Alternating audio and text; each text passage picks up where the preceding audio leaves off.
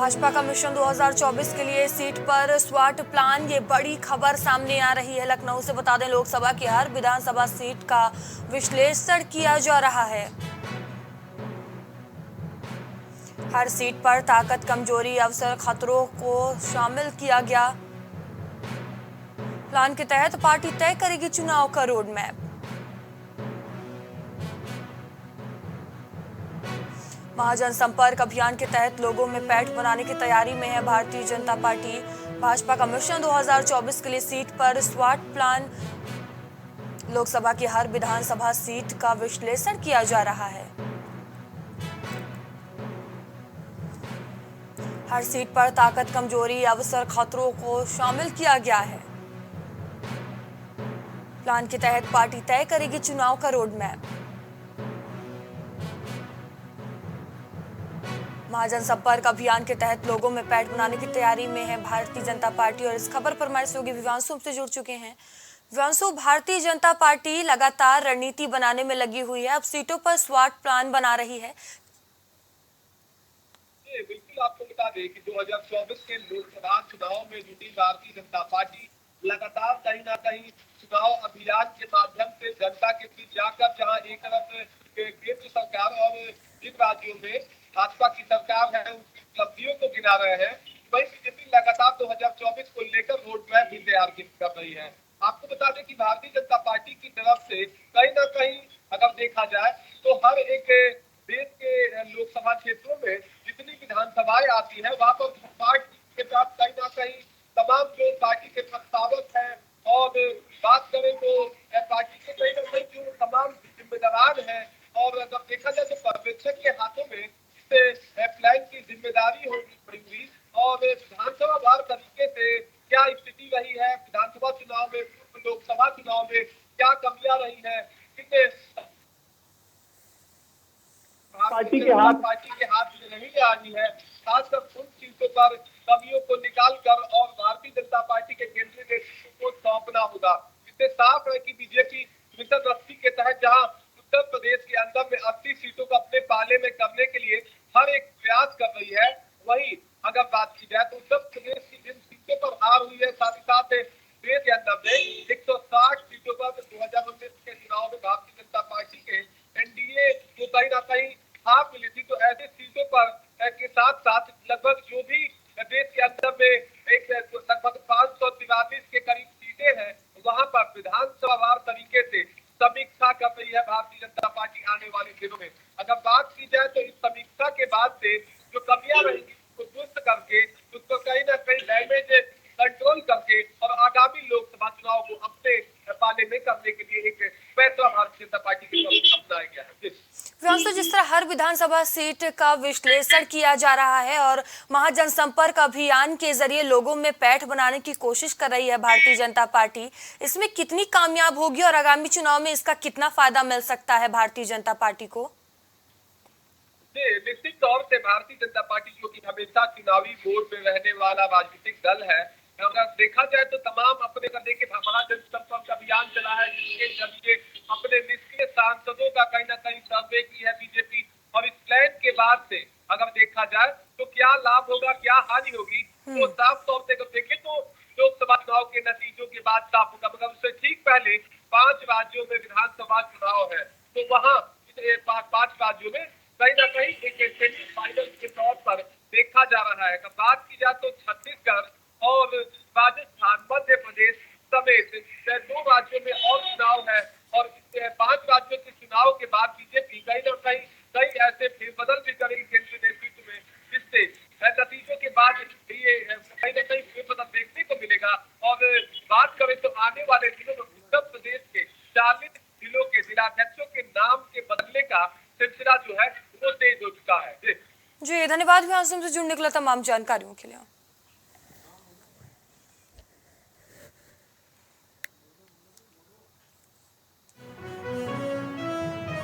लोकसभा चुनाव के मद्देनजर विपक्ष का कुनबा बढ़ा है, ये बड़ी खबर सामने आ रही है दिल्ली से, जहां कांग्रेस ने विपक्षी दलों की बैठक बुलाई है। राजधानी कर्नाटक के बेंगलुरु की बैठक में अब 24 दल शामिल होंगे। सोनिया गांधी भी बैठक में शामिल होंगी।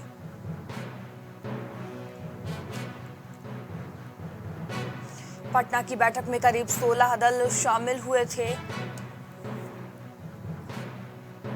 बेंगलुरु में 17-18 जुलाई को कांग्रेस की बैठक होगी। कांग्रेस अध्यक्ष मल्लिकार्जुन खड़गे ने पत्र जारी किया है। लोकसभा चुनाव के मद्देनजर विपक्ष का कुनबा बढ़ा है। ये बड़ी खबर आपको दिल्ली से बता रहे हैं, जहां कांग्रेस ने विपक्षी दलों की बैठक बुलाई है।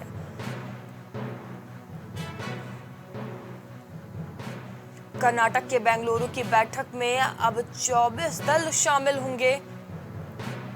सोनिया गांधी भी बैठक में शामिल होंगे।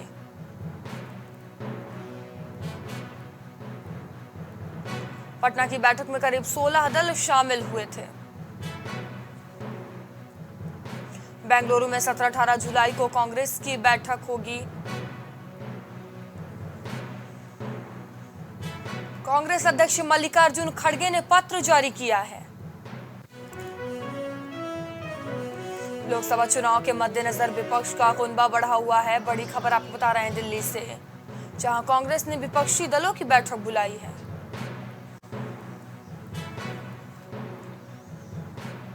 कर्नाटक के बेंगलुरु की बैठक में अब 24 दल शामिल होंगे।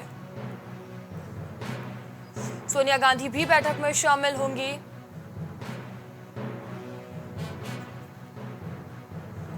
पटना की बैठक में करीब 16 दल शामिल हुए थे। बेंगलुरु में 17-18 जुलाई को कांग्रेस की बैठक होगी।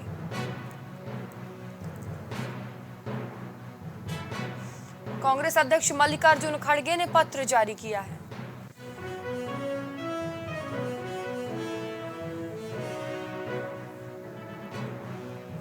बता दें, लोकसभा चुनाव के मद्देनजर कांग्रेस ने विपक्षी दलों की बैठक बुलाई है। कर्नाटक के बेंगलुरु की बैठक में अब 24 दल शामिल होंगे और इस खबर पर अधिक जानकारी के साथ हमारे सहयोगी विवांशु हमसे जुड़ चुके हैं। विवांशु, लोकसभा चुनाव के मद्देनजर कांग्रेस ने विपक्षी दलों की बड़ी बैठक बुलाई है, किस तरह से देखा जाए इस बैठक को? बिल्कुल, जहां भारतीय जनता पार्टी कहीं ना कहीं देखे तो केंद्र में हैट्रिक लगाने के उद्देश्य से लगातार बैठक कर रही है, तो इसी क्रम में कहीं ना कहीं देखे तो केंद्र के अंदर में सबसे बड़ी विपक्षी दल कांग्रेस पार्टी भी इस दौर में कहीं ना कहीं पीछे अब नहीं रही है।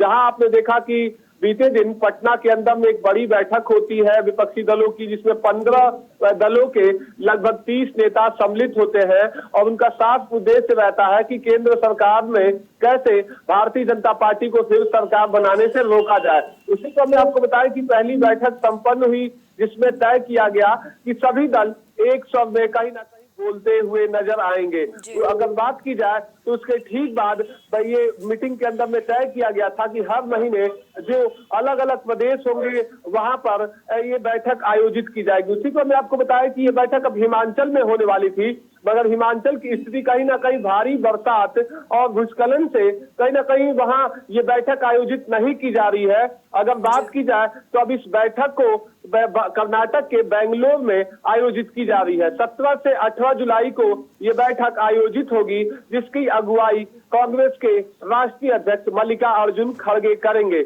अगर बात की जाए तो इसमें 15 दलों का जो एक स्ट्रेंथ था, जो एक मजबूती थी 15 दलों की, वो इसमें कहीं ना कहीं इस बार इजाफा होगा और लगभग 2 दर्जन से अधिक दल एक साथ कंधे से कंधा मिलाकर और आगे की रणनीति पर बात करते हुए नजर आएंगे। अगर बात की जाए तो दिल्ली सरकार के खिलाफ दिल्ली सरकार ने कहीं ना कहीं दिल्ली के अंदर में कोर्ट के द्वारा जो अध्यादेश लाया गया, जिसके विरोध में अरविंद केजरीवाल लगभग दर्जन भर से अधिक राज्यों में जाकर समर्थन मांगे थे, तो माना गया था कि इस पर कांग्रेस का रुख साफ नहीं है। आम आदमी पार्टी इसको लेकर बैठक के बाद हमलावर भी हुई थी। अरविंद केजरीवाल दिल्ली के मुख्यमंत्री प्रेस कॉन्फ्रेंस में भी पटना में नहीं सम्मिलित हुए थे। तो देखने वाली बात यह होगी कि आगामी विपक्ष की बैठक में क्या अरविंद केजरीवाल हिस्सा बनते हैं या नहीं। और बात करें तो आगामी देखा जाए तो आगामी दिनों में कहीं ना कहीं 5 राज्यों में विधानसभा चुनाव होने हैं। तो ऐसे में जो तमाम विपक्षी दल हैं, खास करके क्षेत्रीय दल है, उसके साथ कांग्रेस पार्टी कैसे समन्वय बनाती है और लोकसभा चुनाव के मद्देनजर रखते हुए तमाम दलों को कैसे एक ही, अगर देखा जाए तो एक ही पाले में लाकर और एक स्वर में जो बात करने की बात कही गई थी, कैसे उसको रूपरेखा तैयार करती है, वो बैठक के बाद साफ होगा। खास बात यह है कि इस बैठक में यूपीए की अध्यक्ष सोनिया गांधी भी सम्मिलित होंगी। जी विवांशु, देखिए पटना की बैठक में 16 दल शामिल हुए थे, वहीं अब जानकारी सामने आ रही है कि बेंगलुरु की बैठक में 24 दल शामिल हो रहे हैं। कौन कौन से दल शामिल हो रहे हैं और किन विषयों पर मंथन हो सकता है इस बैठक में? अगर बात की जाए तो झारखंड से शुरुआत करें तो झारखंड के मुख्यमंत्री हेमंत सोरेन की कहीं ना कहीं इसमें झारखंड मुक्ति मोर्चा शामिल होगी। उसके ठीक बात की जाए तो बंगाल की मुख्यमंत्री ममता बनर्जी का दल तृणमूल कांग्रेस शामिल होगा। उसके ठीक बात की जाए तो एनसीपी यानी कि महाराष्ट्र का दल एनसीपी और शिवसेना उद्धव गुट शामिल होगा। साथ ही अगर बात की जाए तो आम आदमी पार्टी पिछली बैठक में आई हुई थी, सबको इनविटेशन गया है, तो माना जा रहा है कि आम आदमी पार्टी भी आएगी।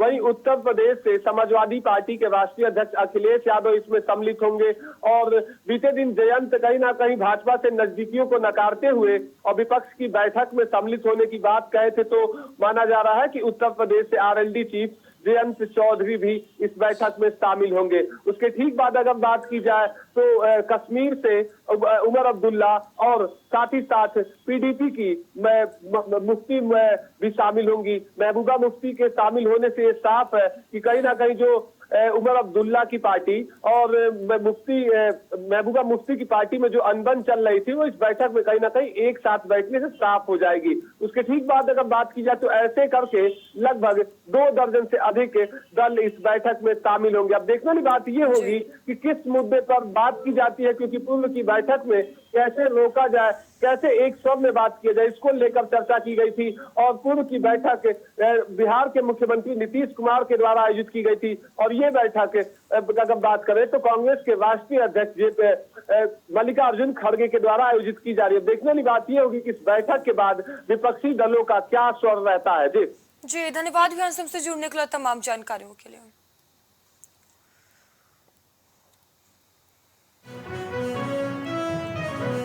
18 जुलाई को एनडीए की बड़ी बैठक होगी। ये बड़ी खबर लखनऊ से सामने आ रही है। बैठक में राजभर पर तस्वीर साफ हो सकती है। ओपी राजभर का बीजेपी के साथ जाना लगभग तय माना जा रहा है। सहमति बनने पर रैली में गठबंधन का ऐलान होगा। मंगलवार को डिप्टी सीएम ब्रजेश पाठक से मिले थे राजभर। 18 जुलाई को एनडीए की बड़ी बैठक होगी। ये बड़ी खबर लखनऊ से आपको बता रहे हैं। बैठक में राजभर पर तस्वीर साफ हो सकती है। ओपी राजभर का बीजेपी के साथ लगभग जाना तय माना जा रहा है। सहमति बनने पर रैली में गठबंधन का ऐलान होगा। मंगलवार को डिप्टी सीएम ब्रजेश पाठक से मिले थे राजभर। 18 जुलाई को एनडीए की बड़ी बैठक होगी। ये बड़ी खबर लखनऊ से बता रहे हैं, जहां बैठक में राजभर पर तस्वीर साफ हो सकती है। और इस खबर पर अधिक जानकारी के साथ हमारे सहयोगी विवेक हमसे जुड़ चुके हैं। विवेक, 18 जुलाई को एनडीए की बड़ी बैठक होनी है, जिसमें राजभर को लेकर तस्वीर साफ होने की बात सामने आ रही है। क्या कुछ पूरी जानकारी?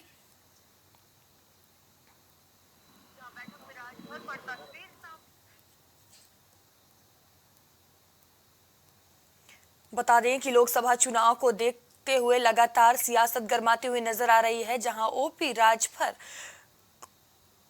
को लेकर लगातार कसाकसी बना हुआ है कि आखिर वो किस पार्टी में जाते हैं। वहीं बता दें कि एनडीए बड़ी बैठक करने जा रही है। एनडीए की 18 जुलाई को बड़ी बैठक होगी और ओपी राजभर को लेकर तस्वीर भी साफ हो जाएगी, ऐसा माना जा रहा है। और वहीं रैली में गठबंधन का ऐलान भी कर दिया जाएगा। बता दें कि लोकसभा चुनाव को देखते हुए सभी पार्टियां तैयारियों में जुटी हुई हैं। वहीं ओपी राजभर को लेकर लगातार कसाकसी का माहौल देखने को मिल रहा था। यही संशय बना हुआ था कि आखिर और ओपी राजभर किसके साथ जाते हैं, लेकिन अभी भी ये तस्वीर साफ नहीं हो पाई है। ऐसा माना जा रहा है कि 18 जुलाई को जो एनडीए की बैठक होनी है उसमें ओपी राजभर को लेकर तस्वीर साफ होती हुई नजर आएगी। और एक बार फिर से हमारे सहयोगी विवेक हमसे जुड़ चुके हैं। विवेक, 18 जुलाई को एनडीए की बड़ी बैठक होने जा रही है और ये बात सामने आ रही है कि ओपी राजभर को लेकर तस्वीर भी साफ हो जाएगी कि आखिर ओपी राजभर किसके साथ जा रहे हैं। देखिए, अगर बात की जाए तो 18 जुलाई को एनडीए की एक बड़ी बैठक है और इसमें एनडीए के सभी सहयोगी दल शामिल होंगे। अगर बात की जाए तो अपना दल एस और निषाद पार्टी के अलावा जितने भी सहयोगी दल उत्तर प्रदेश या फिर अलग अलग जगहों पे हैं वो इस बैठक में हिस्सा लेंगे और ये बड़ी बैठक मानी जा रही है आगामी लोकसभा चुनाव से पहले। अगर बात करें तो भारतीय जनता पार्टी को कहीं न कहीं लगता है कि इस चुनाव में कुछ सहयोगियों की कमी खल रही है, उस लिहाज से इस बैठक को बुलाया गया है और अपने सभी सहयोगी दलों से विचार विमर्श करने के बाद आगे का फैसला भी लिया जा सकता है। अगर बात करें तो सुभाषपा के अलावा राष्ट्रीय लोक दल से भी बातचीत भारतीय जनता पार्टी की आगामी लोकसभा के लिए चल रही है, लेकिन अगर नजदीकियां देखें तो ओम प्रकाश राजभर की भाजपा से लगातार बढ़ती ही जा रही है। कई बार सार्वजनिक जगहों पर वो सूबे के डिप्टी सीएम के साथ दिखाई देते हैं, दयाशंकर सिंह जो परिवहन मंत्री इनके साथ दिखाई देते हैं और तर्क देते हैं कि जनता के विकास कार्यों के लिए हमें सत्ता में काफी लोगों से मुलाकात करते हैं और जनता के कार्यों और उनकी समस्याओं को बताते हैं ताकि जनता की समस्याओं का निदान हो सके। बात करें तो अरविंद राजभर सुभाषपा के राष्ट्रीय महासचिव है, उन्होंने एक ट्वीट किया और कहा कि 18 जुलाई को जो एनडीए की बैठक होने वाली है उसमें किसी भी प्रकार का निमंत्रण सुभाषपा को नहीं मिला है और अगर इस तरीके की जो बातें चल रही है गठबंधन को लेकर तो हमारा गठबंधन तभी होगा जब सामाजिक न्याय की बात होगी, एक समान शिक्षा की बात होगी, निःशुल्क चिकित्सा की बात होगी, राजभर समुदाय को अनुसूचित जनजाति का दर्जा लेने की बात होगी। तमाम ऐसे मुद्दे उन्होंने गिनाए कि जिस पर सहमति बनेगी तभी गठबंधन की औपचारिकता भी पूरी होगी। मयूरी, मैं आपको बता दूं कि ये जो बैठक है वो एनडीए के सहयोगी दलों की बैठक है और सुभाषपा और रालोद अभी एनडीए के सहयोगी दल नहीं है, तो ऐसे में इस बैठक में ये दल शामिल नहीं हो पाएंगे, लेकिन कहीं ना कहीं चर्चा इन दलों की जरूर शामिल होगी। आपसी चर्चा में इन दोनों ही बात की जाए पार्टियों का तो जिक्र होगा कि क्या स्थिति इन दोनों पार्टियों को लेकर भाजपा के सहयोगी दल अपने विचार व्यक्त करते हैं, क्योंकि कहीं ना कहीं बात की जाए तो ओम प्रकाश राजभर की करीबियां बढ़ने से संजय निषाद को कहीं ना कहीं दिक्कत होने लगती है, उसके बाद उनकी निषाद पार्टी की बात आ जाती है। अगर बात करें तो सबसे बड़ा सहयोगी दल उत्तर प्रदेश में भाजपा का अपना दल है सर, जिसके पास 13 विधायक और 2 सांसद हैं। इन तमाम सहयोगी दलों से विचार विमर्श करने के बाद राजनीतिक समीकरण साधने के बाद ही सुभाषपा और राष्ट्रीय लोकदल की एनडीए में वापसी संभव है।